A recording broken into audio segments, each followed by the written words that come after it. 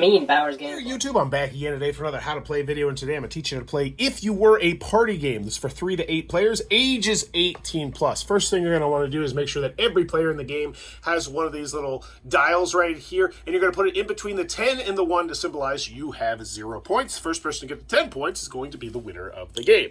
We've got a 3-player game set up right now. The most indecisive person is going to go first, and they're going to draw a card from this box of cards, which you'll need roughly in the center of the table where everyone can reach it, and then they're going to read the card out loud to everyone.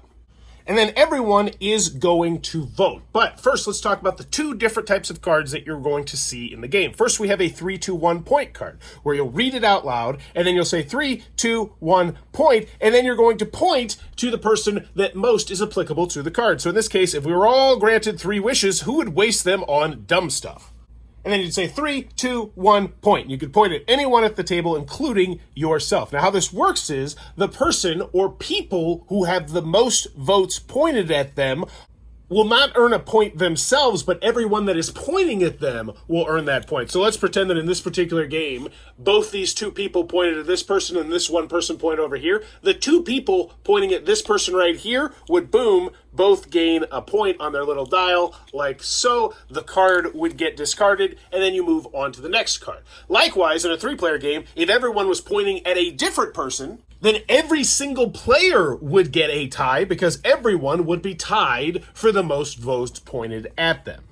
And then it moves clockwise around the table to the next player, who once again is going to draw another card, read it out loud, then everyone's going to vote. Now this one is slightly different because there's 5 different options you can vote for, and you're going to symbolize what your vote is with your hands. So if I were a TV dating show, which would I be? 1, Too Hot to Handle, 2, Love Island, so on and so forth. So the person is going to read all 5 of them, then you're going to say 3, 2, 1, vote, and then everyone's going to stick out the number of fingers for the vote that they are voting for.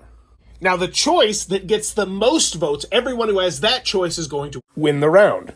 So going back to this example, let's say that 2 people had 3s out and 1 person had a 5 out. The 2 people that had 3s out would once again gain 1 point. And likewise, if there was a tie, so in this instance, if this person had 1 finger up, this person had 2 fingers up, and this person had 3 fingers up, then all of them would gain 1 point, because whenever there's a tie, the game just hands out points all willy-nilly, pretty much.